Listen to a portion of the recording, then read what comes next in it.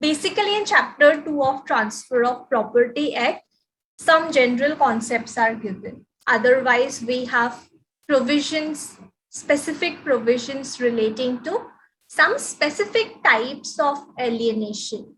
Like we have provisions regarding sale, we have provisions with regard to lease, mortgage, exchange. Those are specific provisions talking specifically about certain type of alienation, plus rules relating to it, plus rights and obligations of parties.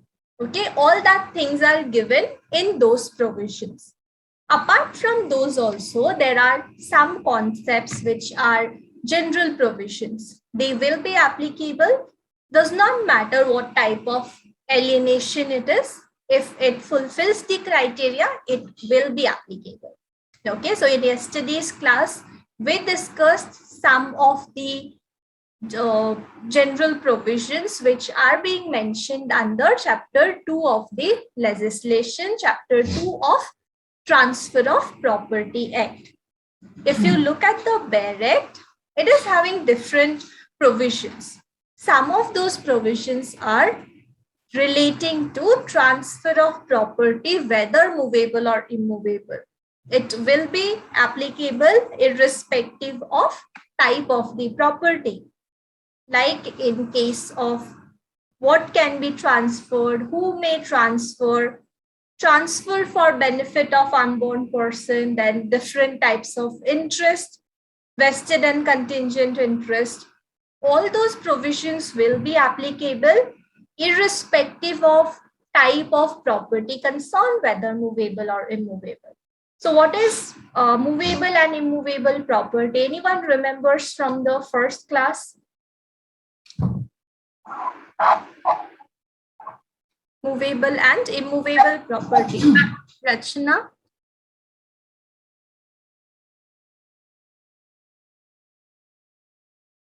Anyone? What is the definition given under Transfer of Property Act regarding immovable property? It does not include standing timber, growing crops, or grass. Yes, so there are three things being mentioned, that immovable property would not include standing timber, growing crops or grass, even though they are attached to the earth for the moment concerned. We are not considering them, but otherwise there are things which are considered. And these definitions may vary from legislation to legislation. In case we are studying theft under Indian Penal Code, the definition would vary. In even standing timber may be considered as immovable property until it is attached to the ground. The moment it is being separated, it may be subjected to theft. It becomes movable property. So there are certain provisions which apply to both movable plus immovable property. Similarly, there are certain provisions which specifically apply only to immovable property, like transfer by ostensible owner, which we discussed yesterday, that it's from outside, it appears as if this person is owner, but in reality, he is not the owner. And what will happen in case transfer is done by such a person? Then we have transfer by one of the co-owners, improvements made by bona fide holder under defective title. My title is not proper, but in good faith, I am holding a property, plus I did some improvements in that property. What will happen to those improvements? What about the money that I spent in that improvement? We have provisions regarding fraudulent transfer. We have provisions regarding part performance, etc. So yesterday we discussed ostensible owner. Plus we also discussed the essentials that we need to satisfy in order for this provision to be applicable. We discussed some related cases also. Okay. And then we also discussed another concept. So apart from ostensible owner, what was the other concept which we discussed yesterday?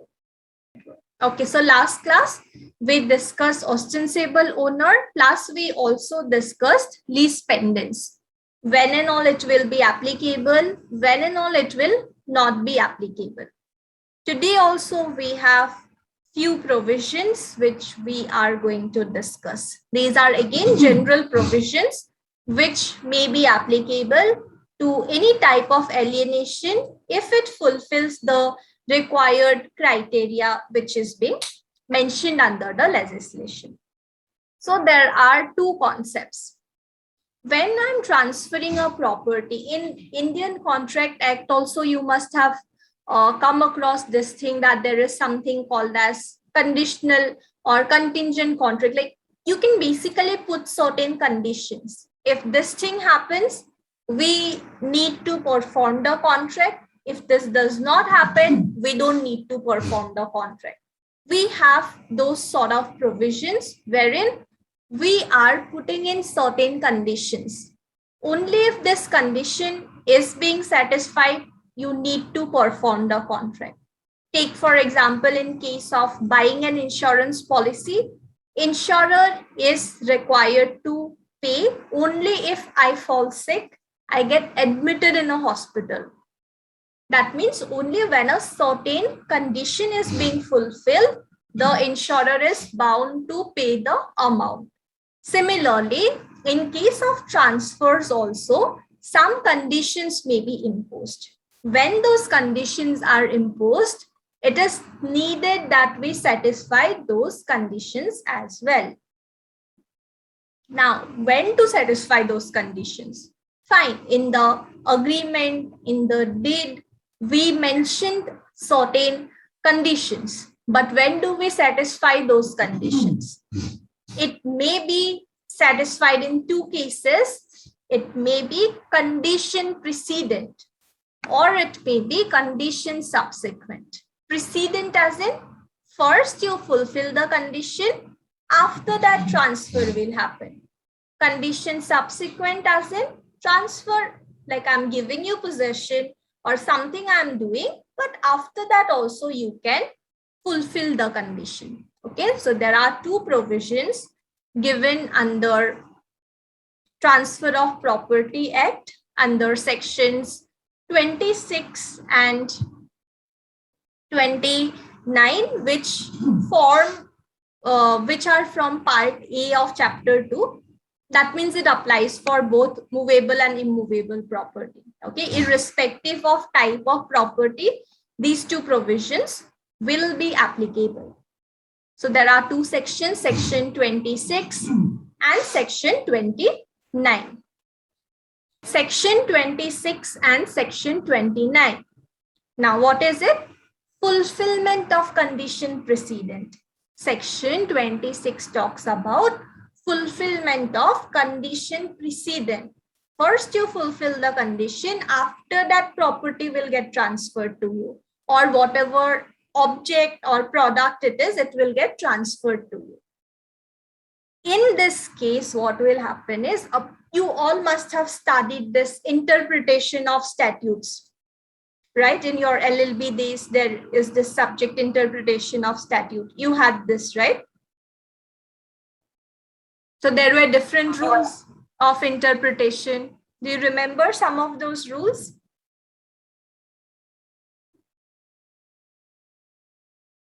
Rules of interpretation. Yeah, so there used to be different rules being mentioned that yes, we need to interpret the provisions of a statute, but how do we interpret the provisions? With regard to that, we have different rules being mentioned, and the best applicable rule will be used to interpret written provisions so that justice may be provided. The statute makes some sense, In case of condition precedent, what happens is liberal interpretation is being followed.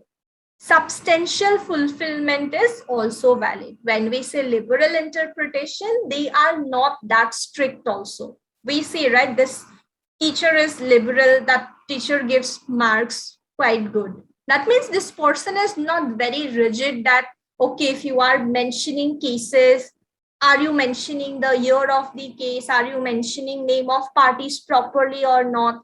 Maybe that person is not very strict with regard to those. That teacher would even consider if you have written that, okay, in Keshwananda Bharti case, even if you forgot to mention verses, which year, teacher may even give you marks. We say, right, that this person is liberal in terms of checking answer sheets. Same happens here also. Under section 26, liberal interpretation is being followed. Even if you are like, if this was the condition, and you were able to fulfill only this much of the condition, even in such a case, it would be considered that, okay, fine, you have fulfilled the condition. You are entitled to the transfer. But in case of condition subsequent that you need to fulfill afterwards, what happens here is strict interpretation is being followed. Otherwise, it will not be valid fulfillment. Whatever is written in the condition, word by word, exactly we need to fulfill it. Otherwise, it will not be considered as fulfillment of condition. Okay, now we'll understand this with the help of two examples. Take, for example, there is this woman who is having a property. Okay, who is having a property, immovable property, and she proposes to this person that if you get married, whomever you want to marry, you are free to marry. Okay, but if you get married with the permission of A, B, and C, in that case, I will be transferring this immovable property to you. Okay, what was the condition? If you get married with the permission of A, B, and C, then that means you need to fulfill the condition first. After that, I will transfer the property. That is condition precedent. First condition, then transfer. If you marry with the permission of A, B, and C, I will be transferring my immovable property to you. Now what happened is, this person decided to get married to her, this another woman, but what happened is, before their marriage, he could take permission only from A and B. He could ask for consent only from A and B, but during that process, C died. Before he could take approval or consent from C, C died. In this case, there is no way for this person to obtain consent. But out of this entire condition, he fulfilled substantial part of the condition. He fulfilled majority of the condition. He obtained consent of two persons. Just one person is remaining. So in such a case, liberal interpretation will be followed, and it will be considered that, okay, fine, this person has fulfilled the condition, and property will accordingly get transferred to the person. Similarly, in place of property, it may be money also, some amount of money. Like in the Bare Act, if you see the provision, it mentions that this woman said that I will be giving you 500 rupees if you get married with permission of A, B, and C.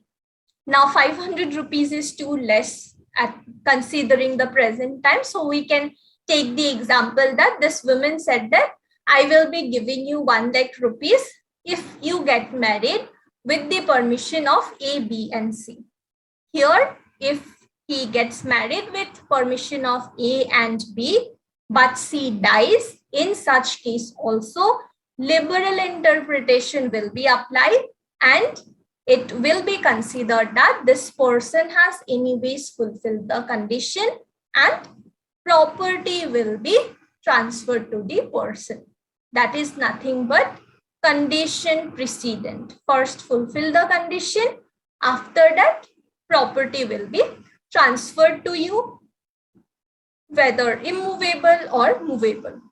Okay, that is section 26 of Transfer of Property Act. What about section 29, condition subsequent? First you take the property, later on you fulfill the condition. Here that same woman, okay, she was having multiple properties, all right. So in this case, she had told this person that I will be giving my property to you. In another case, what she did is, she told that I am transferring this property to you. She told this person that I am transferring my property to you. But there is a condition. It is condition subsequent. You need to fulfill this condition at a later stage. What is the condition? She said that I am transferring this property to you, but you need to go on a trip abroad within 1 year of this transfer. The date when you are getting possession of this property, from that date, within 1 year, you need to go on a trip abroad. If you are able to do it, you can retain the property will remain with you. But if you fail to do that, this same property will be transferred to this other person. Or in another case, she may even say that if you fail to go on a trip abroad within 1 year, this property or this transaction will revert to me. Again, it will come back to me. Okay, so that is what it is. Condition subsequent, and here strict interpretation will be applied. This woman said that I will be transferring my property. Here is my property, take possession. But from the date you are taking possession, within 1 year, you need to go on a trip abroad. If you fail, property would revert or property would go to someone else. In this case, even if this person had visited all the different states, all the different union territories in India, he visited each and every part of India within that 1 year. He hardly took any rest. He hardly was available at his house. Even in such a case, it would not be considered as valid fulfillment of condition, because condition was that he needs to go on a trip abroad, not in India. So we are going to follow strict interpretation of provision. It does not matter even if this person visited each and every part of India, that will not be taken into consideration. Okay, so section 26, condition precedent. First you fulfill the condition, after that property will be transferred. Section 29, condition subsequent. First you take the property, then you fulfill the condition. If you are able to fulfill, property will remain with you. If not, property would go to someone else, or maybe it would revert. Okay, that is section 26 and 29, condition precedent and condition subsequent. Is this part clear? Any point you want to be repeated?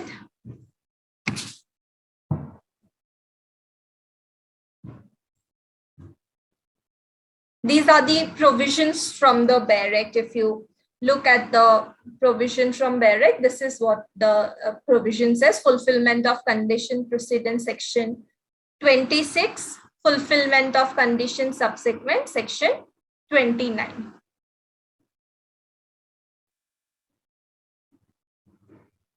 Okay, so those two examples you can remember, and it's a simple provision anyways. Okay. Now, after that, we have another concept, which is priority of rights created by transfer. So what is priority of rights created by transfer? Do you remember from your maybe college classes, or you have studied priority of rights created by transfer? Section 48 of Transfer of Property Act.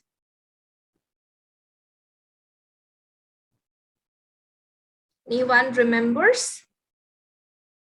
And this provision is applicable only in terms of immovable property. Okay. Full priority of rights created by transfer. This concept is quite similar with what we call as first come first serve basis. What is first come first serve basis? This is very commonly used, right? Have you come across any such ads or anything wherein they are saying first come first serve basis? We will be allowing people.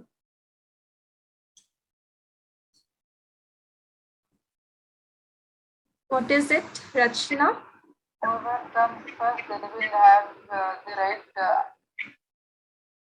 After that, if that person who came first don't have any interest, then the priority will transfer to the another person. Yeah. So basically, whoever is coming first, that person would be given like the better treatment. That person would be given an advantage that, yes, you have come first, so you are eligible to enjoy this benefit or whatever. We mostly see that there is this free workshop going on, but then there are limited number of seats available. They can only accommodate 100 people. So while promoting, they would promote it that we have this very interesting 1 day or 3 days workshop that we will be organizing, but then it's a free workshop, but then it's for limited number of people only. We can only accommodate 100 people. So it's first come, first serve basis. Whoever is coming first, registering themselves, they can take part in this workshop. If you are late, if you are coming after those first 100, even if you are ready to make a payment for it or something, you will not be entitled unless and until, like Rachna said, someone says that, okay, I registered, but I'm not interested. So unless and until there is like a vacancy or something, these people would not be getting right. So this provision, priority of rights created by transfer, this is also similar to what we call as first come, first serve basis. When a person, take for example, it's only applicable in terms of immovable properties. All right, take for example, there is a property, immovable property, and there is an owner of that property. What owner is doing is same immovable property, he is alienating this property 2 times to 2 different people. First of all, what he did is he leased out this property or he mortgaged this property.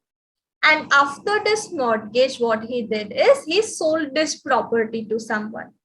Here it's same immovable property concern, but owner has alienated this property 2 times. That means we need to consider who came first. Priority of rights created by transfer, by way of transfer, by way of alienation, whose right was created first. That thing we need to consider here.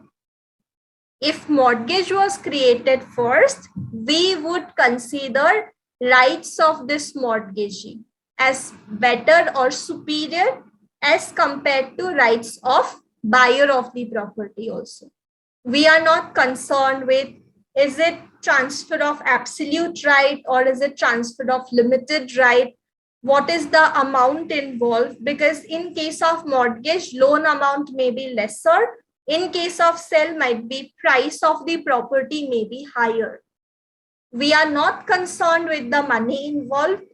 We are not concerned with the type of right created. Only thing that we are concerned with is who came first, whose right was created first. That is nothing but priority of rights. What rights? Which are created by way of transfer.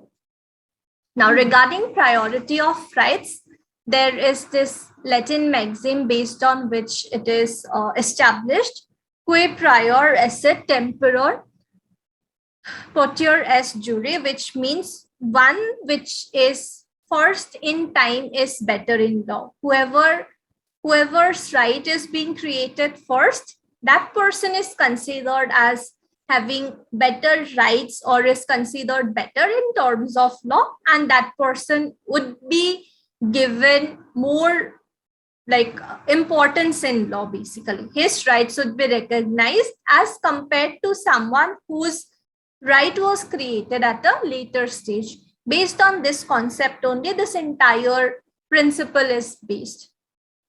This is quite common situation anyways, right? When there is an owner, he will sell the same property to like 2-3 people also. In such cases, whose rights do we recognize? Because these parties may be they were not aware that this owner is selling the same property to 2-3 people. In such a case, whose rights do we recognize? That is why this principle is important. But for this principle to be applicable, there are certain essentials which we need to satisfy.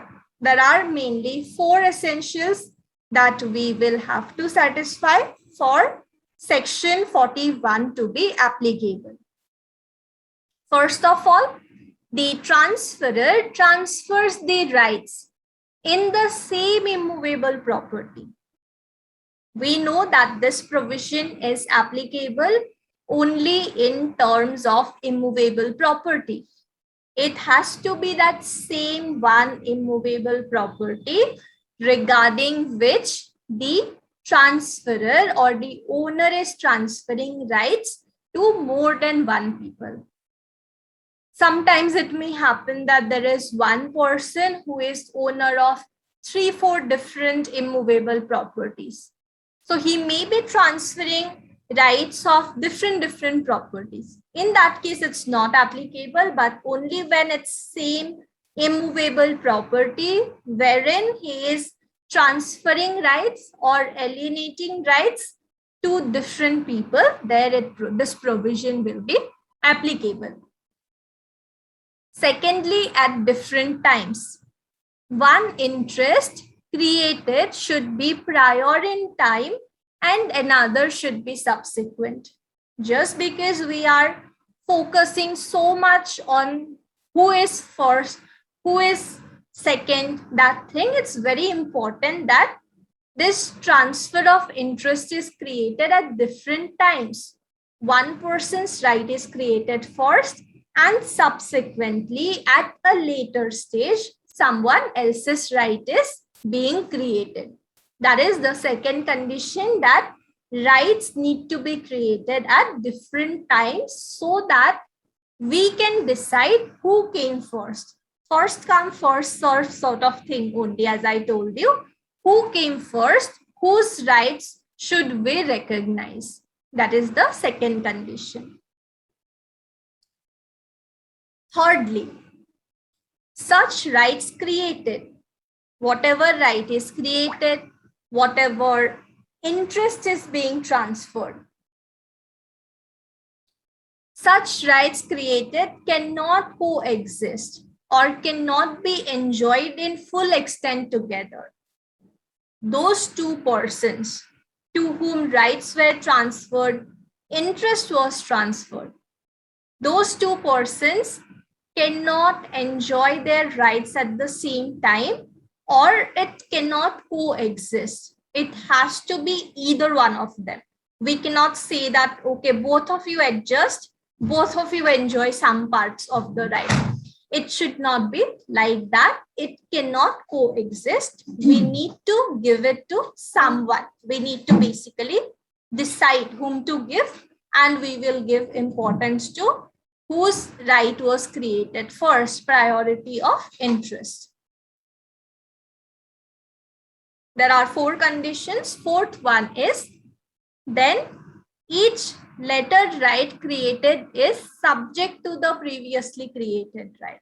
Just because we are saying there are different times, one's right is created first, one's right is created at a later stage.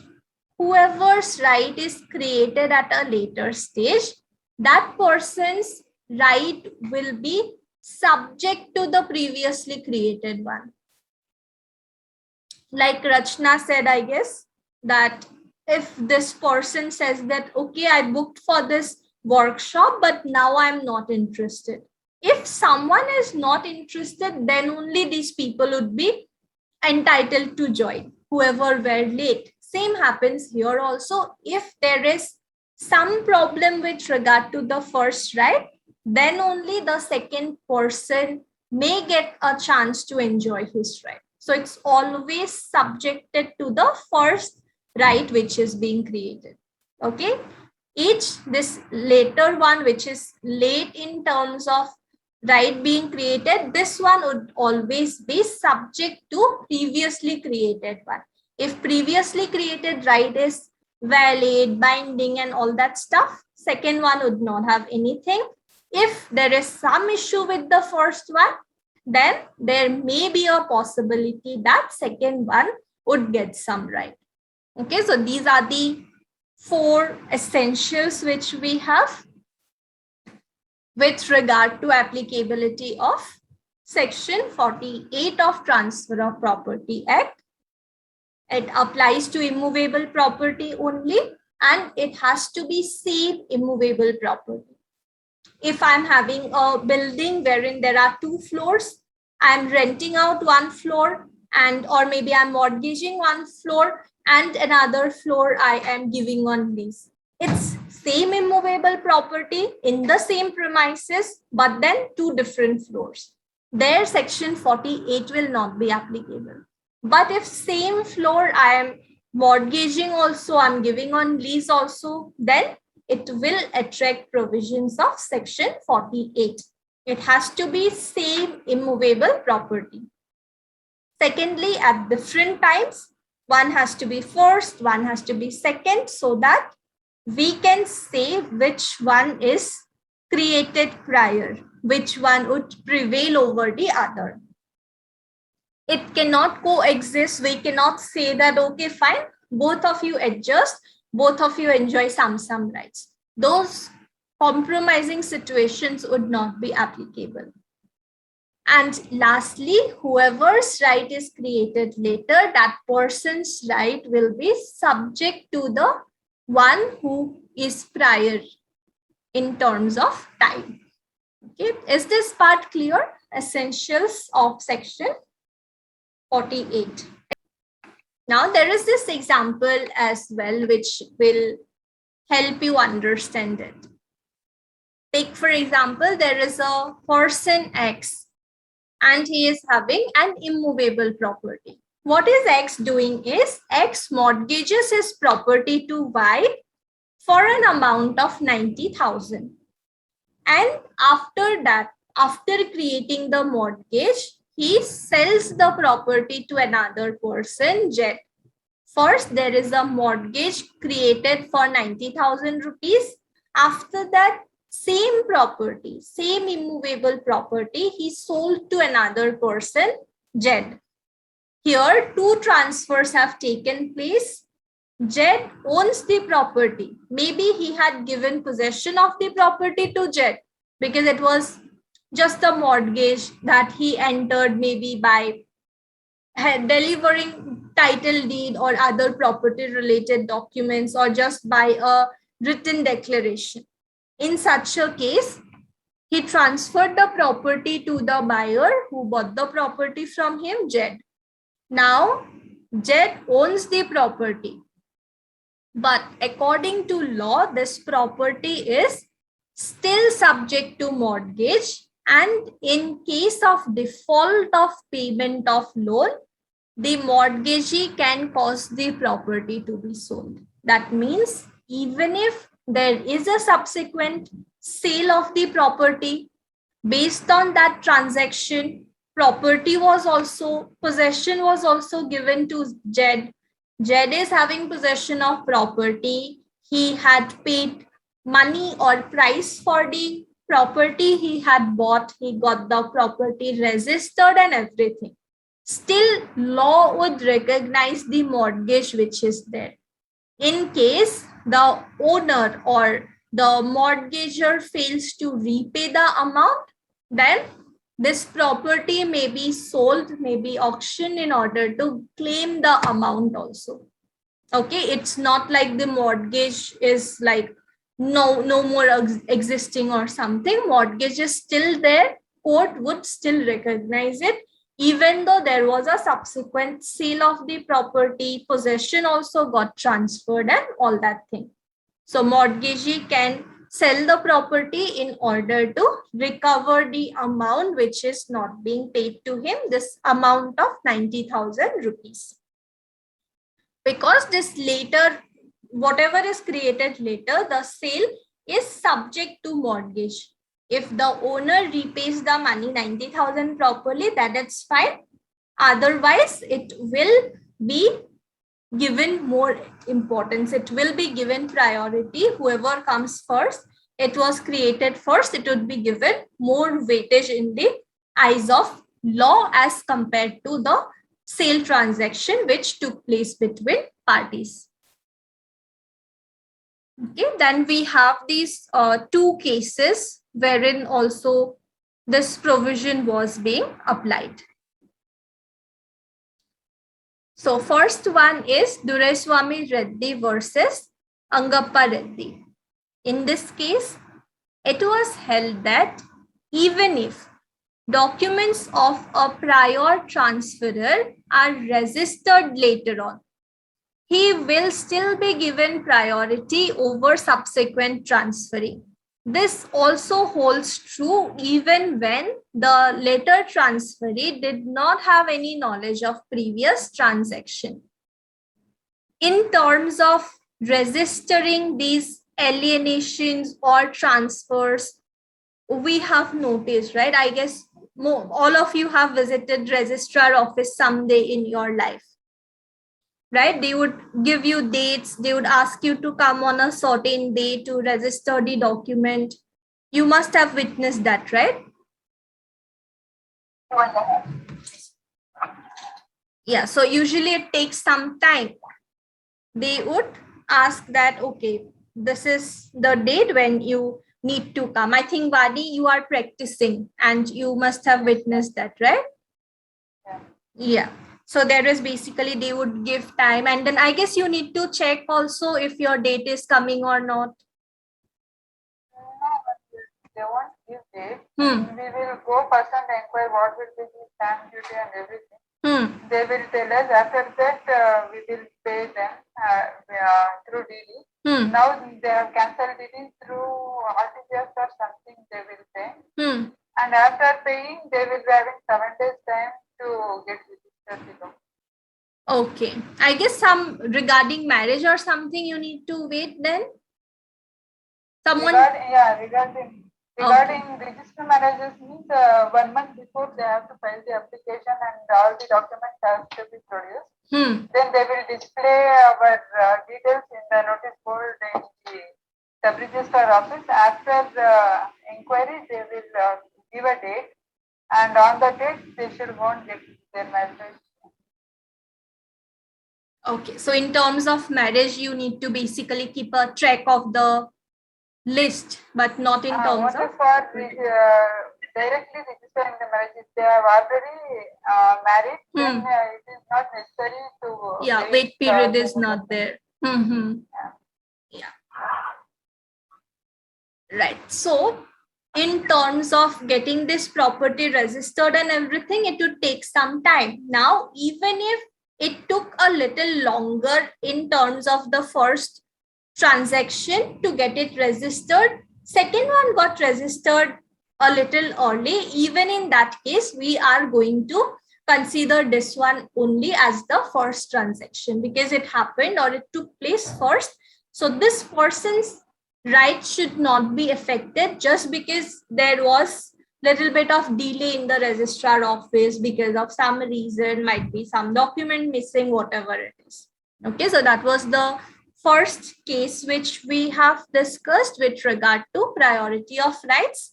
Another case we have regarding section 48 of Transfer of Property Act, Hafiz Muhammad versus Jamuna Prasad.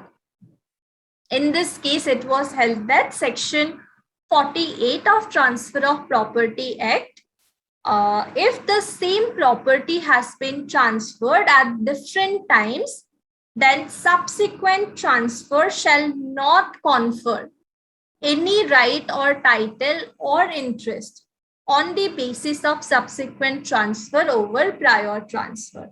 Just because there was a prior transfer existing, that is the sole reason why subsequent transfer will not result in any sort of transfer of right, creation of interest over property, or transfer of ownership and all that stuff. Okay, so it will not confer any right, no title will be transferred, no interest will be created, simply because already some prior transfer was existing between the parties regarding the same immovable property.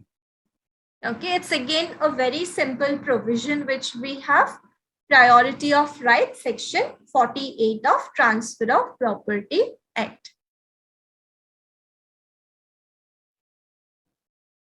Okay. So is this part clear?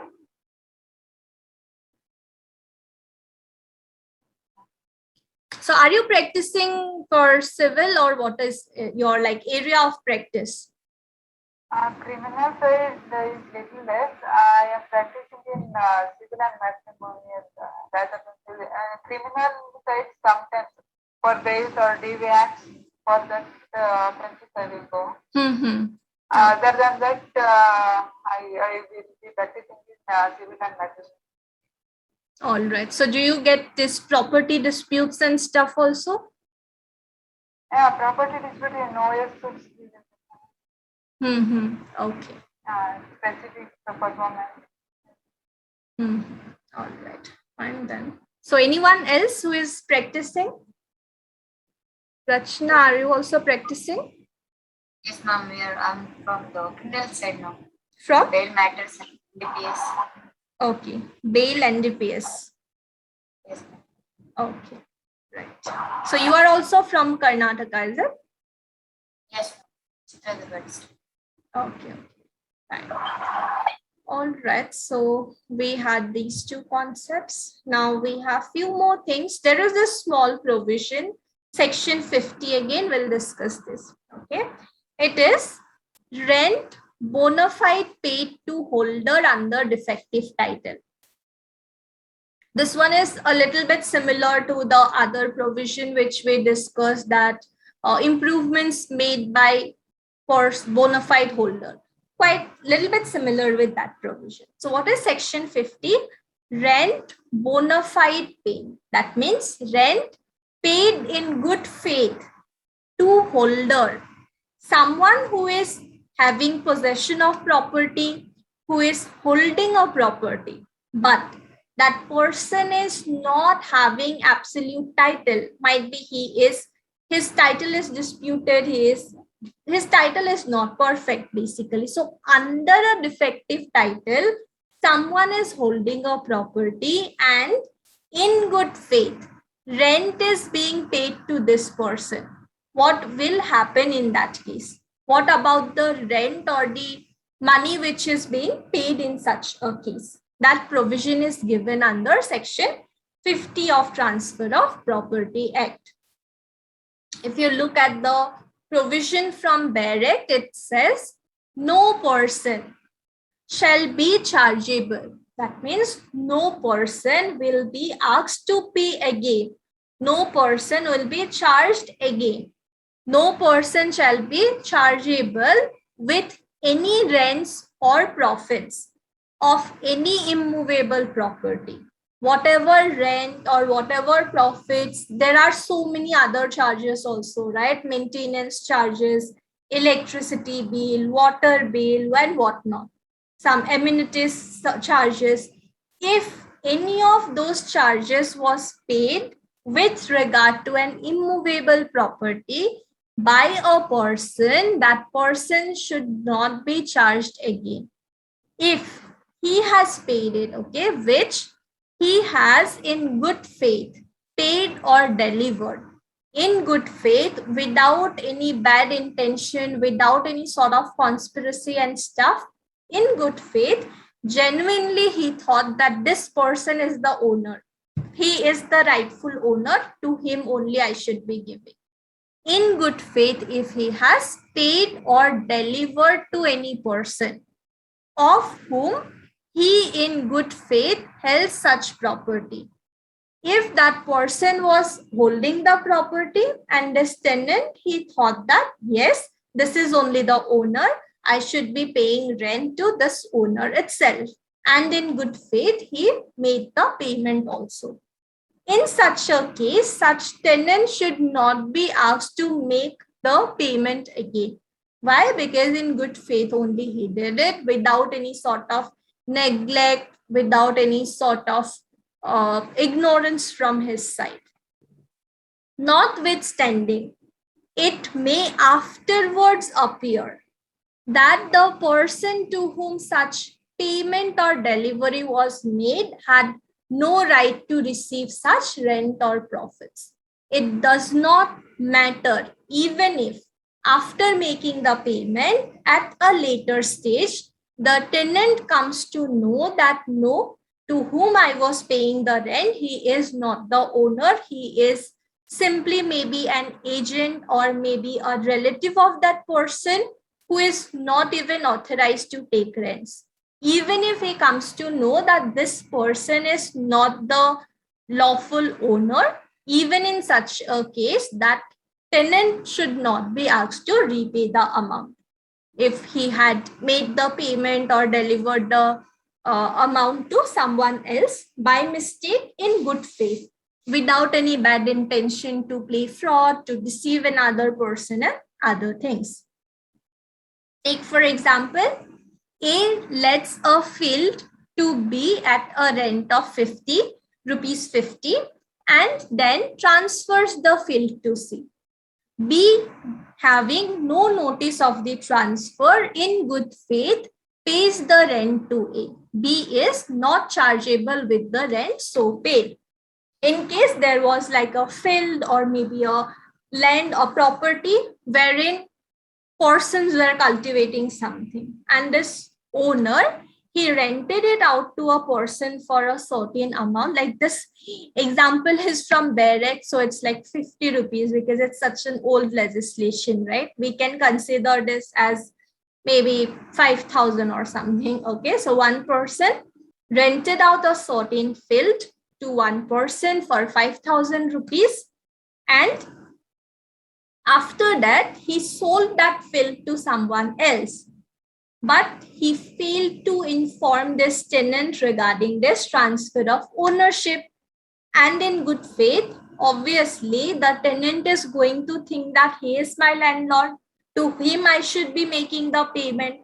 So if he had made payment of 2 months to that person, 10,000 rupees, he should not be asked to make the payment again because he was not having any bad intention to deceive or anything, but rather he did it in good faith only. Bona fide, he made the payment to this previous owner because he was not having notice regarding this alienation or regarding this transfer that has taken place between A and C. Right? So is this part clear? These three small concepts which we discussed? Yes, ma'am. Okay. Now next we have section 51 of Transfer of Property Act. Section 51 of Transfer of Property Act also comes from chapter 2 with regarding immovable property, transfer of immovable property. What is section 51 talk about? It is improvements made by bona fide holders under defective title. This improvement you can ignore. Improvements made by bona fide holder under defective title. As I told you, this is somewhat similar to the previous provision which we studied. Considering both are done bona fide. There is no bad intention, there is no planning, conspiracy and other things, but it is done bona fide, in good faith, believing that thing to be true. Improvements made by bona fide holder who is holding a property in good faith, but in reality his title is defective. His title is not proper, but he did some improvements in the property already. He already spent some money as well. What about those improvements? What about the money that he spent? This provision talks about that. Section 51 of Transfer of Property Act applies to transferee, to whom property is being transferred in a transaction.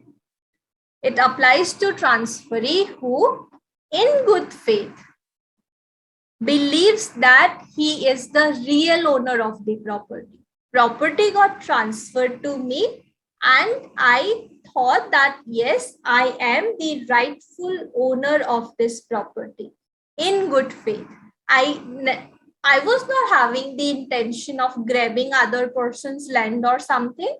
In good faith, genuinely, I believe that I am owner of this certain immovable property. And based on that belief, I made improvements under that belief over the property.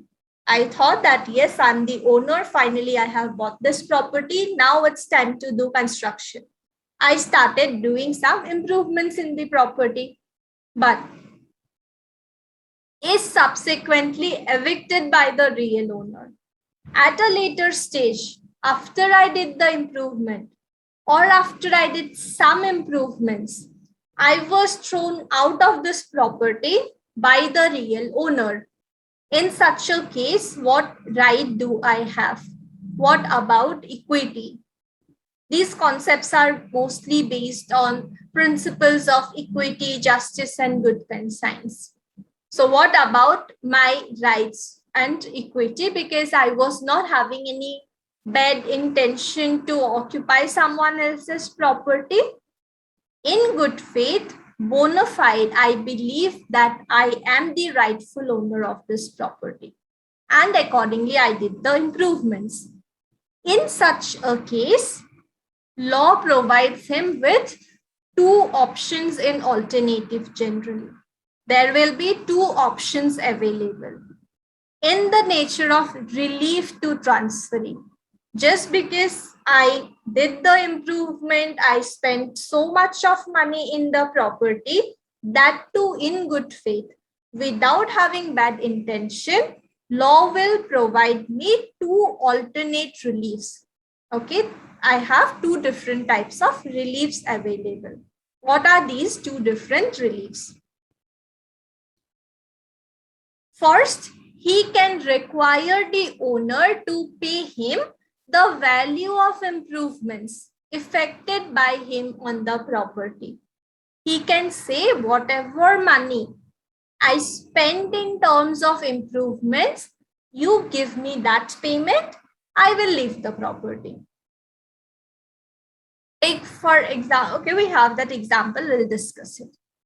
Or alternatively, what he can do is, in alternate, he can require the real owner to transfer the interest in the property to him at the market value. He can say, if it might be like whatever improvements I am doing, that improvement might make sense to me, but this other person, maybe it's not useful for him. In such cases, this person can even sell the property to me. That, okay, if you have done so much, I can't pay you that much of money, but you rather keep the property, give me the amount for this property. Okay. The option is with the person who evicts the transferee. If I am asking the person that you go out from this property, I will have to decide if I'm ready to make the payment for all these spendings, or is it that I want him to buy the property, that you keep it with you only, I don't want these improvements which you have done, rather you give me the amount, you take the property.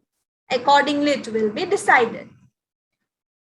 Transferee has to select any one of the reliefs given. So whatever relief is being given, accordingly that will be applicable. Transferee cannot compel the evictor to give any particular relief to him. Whatever is being provided, he will have to take it, because anyways, law is trying to give equity, give him some rights, even though there was some misunderstanding or other problems in understanding his right over the property. Normally, the person having better title would give the cost of improvement, but if the person is too poor to give the cost, or it otherwise is not beneficial to him, sometimes maybe the property is bought by a person and the transferee who bought the property, maybe he is like a very wealthy person. He constructed a very nice house and everything, which is very expensive. Maybe this person would not be able to make payment for that and evict this person. So he can rather say that, okay, fine, you buy this property, you keep it with you. Or might be sometimes whatever improvements is done by this person, I don't like this improvement, or this improvement is no use for me. In such cases, what I can do is I can say you retain this improvement. Anyways, if I'm taking this property also, I'll have to demolish everything. Maybe he constructed some like go down or something, some other stuff. It's of no use for me. Okay, warehouse or something. In such a case, I can say, better you keep it with you, give me the money, I'm happy with it. It depends on the person what he decides. He would sell his own interest to the property to the other person. The fundamental principles on which this section is based is one who seeks equity must do equity. Whoever is, take for example, there is a transfer of property. I sold the property to another person. Then this person occupied a little more than his area. I had sold him this much of property, but he occupied few inches from my property as well. In such a case, if I am seeking equity in court that this certain portion belongs to me, I also need to do equity. I cannot simply take benefit of somebody else's spendings. If I am ready to make the payment for it, then court would also give me equity. So that is why we say one who seeks equity must do equity as well. Okay. Under this section, law imposes an obligation upon the evictor to compensate a person acting honestly and making improvements in evictor's property.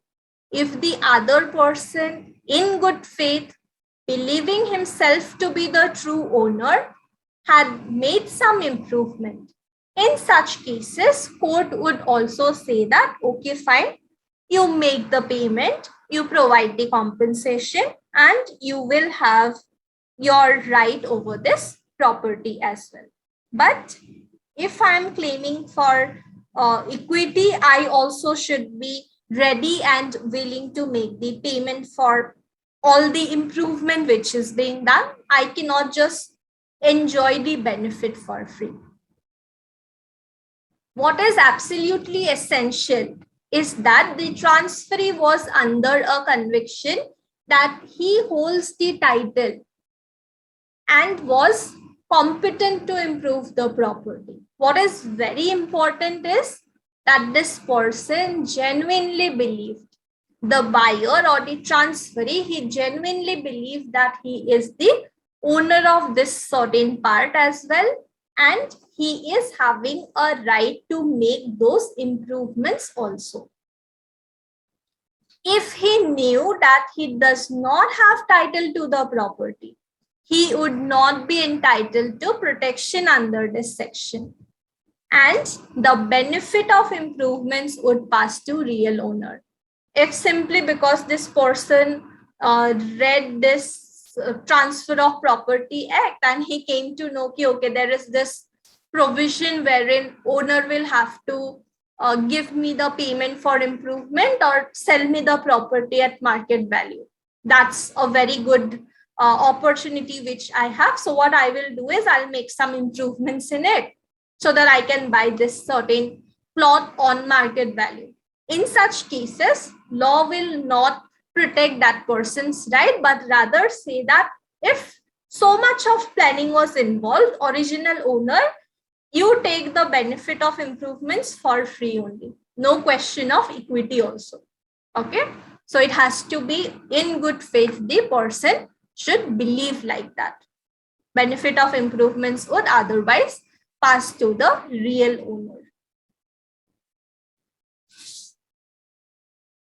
There is one more case wherein it was held that the property belonging to a minor was sold by a guardian to a person X without seeking permission of court.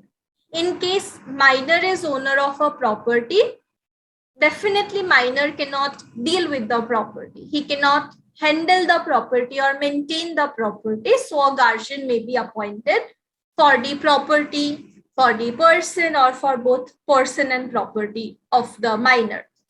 In case there was a guardian being appointed,